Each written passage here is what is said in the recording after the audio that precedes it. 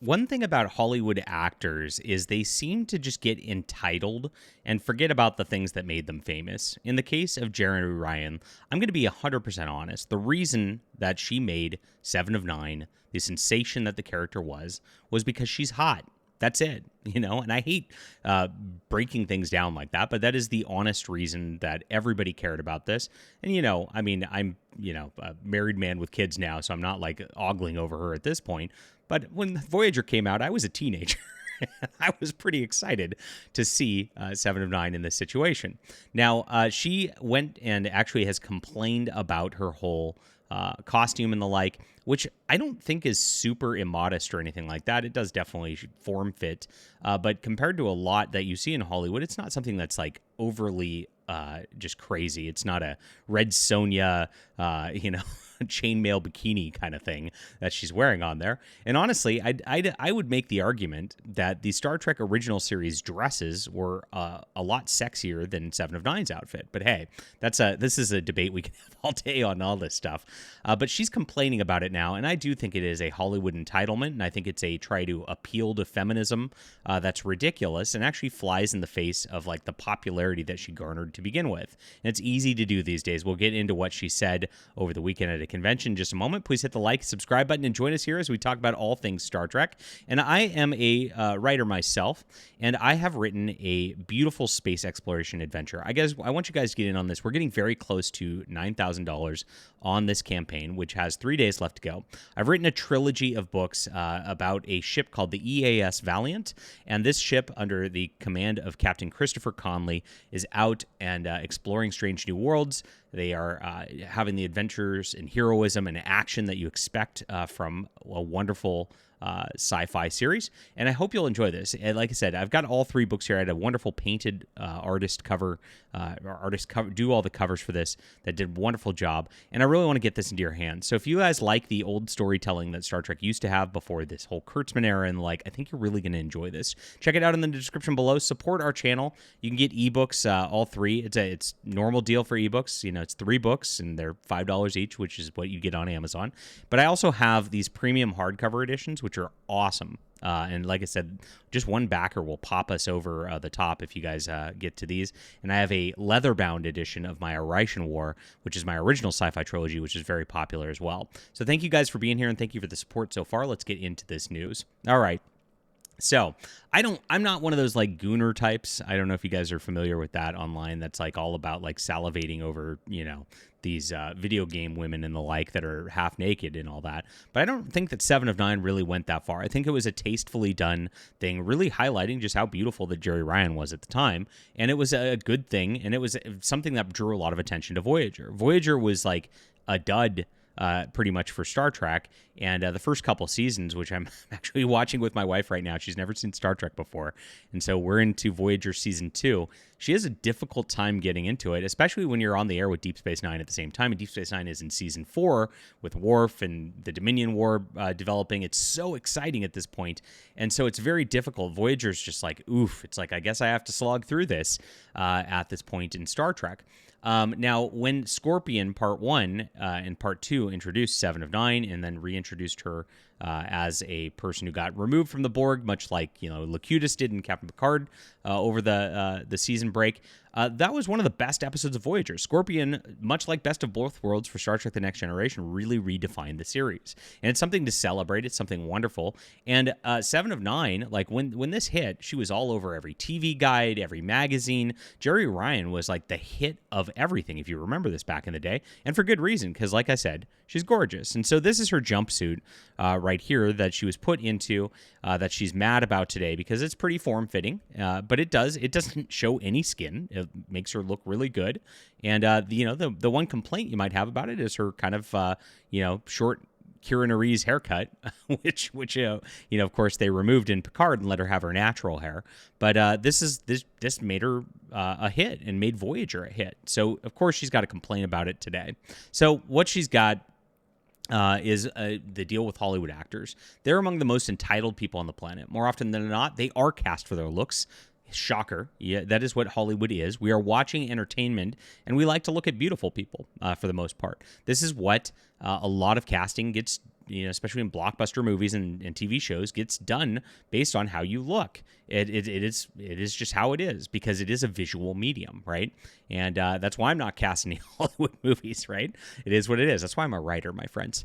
So that's it. They get fit for a certain look, or they are because they're attractive to a potential audience. Star Trek Voyager had lackluster for 3 years, and the ratings went way up when 7 of 9, of course, showed up in Scorpion Part 1 and 2.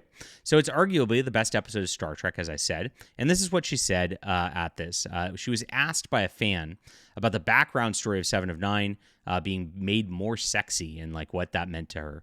And so she responded to this. The character was added to break Star Trek into the mainstream media. Why was it added to break him into the mainstream media? Because you added somebody hot. That's what mainstream is, right?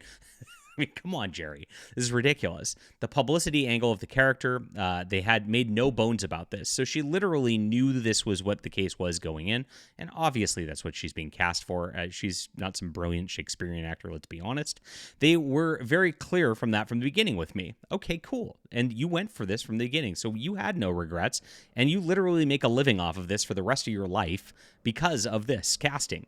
There was huge publicity and push, so I knew that. Imagine this. You make millions of dollars of your career, and now you're going to go and like to a convention and just complain about it. It's ridiculous. She claims she nearly turned down the role. I doubt it, by the way, which would have been a shame for both her and Voyager, though I think it's revisionist history to complain about things that made her famous in an effort to make her appear more feminist and whatever she wants to do as a political thing these days. She followed up, one of which was "You Wish to Copulate" scene with Harry Kim, which is a hilarious scene in Voyager, which of course they used, and that was, again, a funny point in Star Trek, which is memorable. Stop complaining about it. That other scene, of course, which was never shot, was one of the most beautifully written scenes I've ever seen before or since any audition. It was a scene between Seven and Chakotay, of Seven having her first memory of laughter. It was beautiful, and based on that scene, I saw the potential of the character, maybe. And I was able to draw on my son, who was 2.5 at the time, when he was a baby, and I heard himself laughing for the first time and surprised himself. And so I could see that what this could really be and what the potential of the character was. She then went into complaining about the costume. She said, "I was involved in the costume fittings and all of its discussions." So this is so ridiculous, guys. One, the producers made it clear why they were casting her to begin with. They weren't pussyfooting around it. Okay. They weren't saying anything. You're gorgeous. We need somebody gorgeous for Voyager. We need a sex symbol to make this mainstream. Can you join this? And that's why she was cast, and she knew this. And then going into the costuming, she was in for all the discussions. She knew what it was. I was okay with the costume. I knew it was sexy. I knew what they were going for. I was okay with that because of the way the character was written. She was okay with it because of the paycheck, but whatever. Bear in mind, this was the 90s, guys. Because of the way the character was written, she was the complete antithesis of this. She was not that catsuit. So because of how she was written, because it was opposed to the way the physical appearance of the character was, I was all right with it. And that does make Seven an interesting character. And actually, the unattainability is kind of what makes her sexier as a character, too. Let's think about that. Same thing with T'Pol in Enterprise, right? Would I be today? No, I wouldn't. So here it is. Would she be okay with it today? No, she wouldn't. Well, Jeri, you know, as a 50-something or 60-something-year-old woman, you wouldn't be getting that call today. Just letting you know. So, hey, let's be honest again. But then whatever. So yeah, it was a bit, they were very open about that. So she had to couch this. She had to complain about it. She had to say she wouldn't be okay with it today, just to get applause from the feminist audience, right? And trying to get the media to applaud for her as well. And that's exactly what this is, because she doesn't actually have a problem with this. Again, it made her entire career, and it's just insulting. You're sitting here, it's like you made millions of dollars because you were good looking. Gosh, you know, it's like the rest of us actually have to work and do other things. And you got to be the celebrity actress and all this. Boo-hoo. Poor you, because, you were objectified. Oh, no. It's like, come on. This catsuit plastered her across magazines and made her into a star. She was clearly fine with it at the time, so why is she complaining now? She said, it was probably not handled all that well. I've had a lot of discussions. I had a long discussion with Kate Mulgrew, actually, on the cruise, the COVID cruise, the Star Trek cruise. We had for like 3 hours. It was lovely. It was really nice, but hearing from the way she experienced it and the way things were handled from the producer side, the network side, and the studio side of it, it wasn't handled nicely.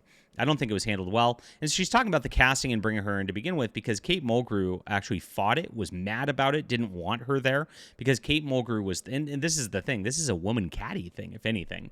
And it's just, it's really lame on Kate Mulgrew's part, which I like her a lot. And she, by the way, you want to talk about like being cast as a like real Shakespearean actress and like Kate Mulgrew has the chops. I've seen her in stage plays and she is like, wow, different ball game. But compared to a lot of these people, and a lot of the captains in Star Trek really actually have that. All of them do. Avery Brooks does, Patrick Stewart does, William Shatner does. These are brilliant actors who really don't get enough credit. Well, I guess Patrick Stewart does, but the others not so much. But I could see why she'd be mad. But it's also a catty thing because she knows she's going to get the attention taken off of her as a woman, and the attention's going to be on 7 of 9, and that bothers her, right? And so that is what it is on that level. So I think it should have been a very different situation all around for all parties, I think. And it would have been different experiences because it was not a very fun experience at all. I guess she was picked on a bit by Kate Mulgrew there, which is kind of sad. Very early on, she backed off this complaint as she talks about the character. With 7, I think they kind of all came to the conclusion together at the same time. We started bringing her too human too fast, and we backed off that a bit. Like, that wish to copulate scene we talk about was way too casual, way too fast. And then we backed off that fast and went to being a real, almost robotic again. And because it was just way, way, way too soon to be that casual, I think we all came to the same point where we're going nowhere if she gets out of there fast. This is great. Do you guys remember this scene? Gosh, what a crazy Hollywood entitlement. It's always like this. Like I said, it's like, so many of us would kill to be in the position where we get a full career of being like a Star Trek actor or whatever. And these people just have complaints about it going on into their years where they're still making money off of those roles, which is ridiculous. Now, she did... what she should be doing, honestly, is apologizing for the personal life issue, which led directly to the creation of Barack Obama. We wouldn't have had any of that nightmare if it weren't for Jeri Ryan, but that's another story. Maybe I'll make a video about that later. Leave a comment down below with what you think about this. Please hit the like and subscribe button. Check out My Valiant Frontiers. This is wonderful stuff. You will enjoy this if you like that classic Trek like this. If you like my thoughts on writing, support our channel. We're in the description below. Thank you. We'll be back soon.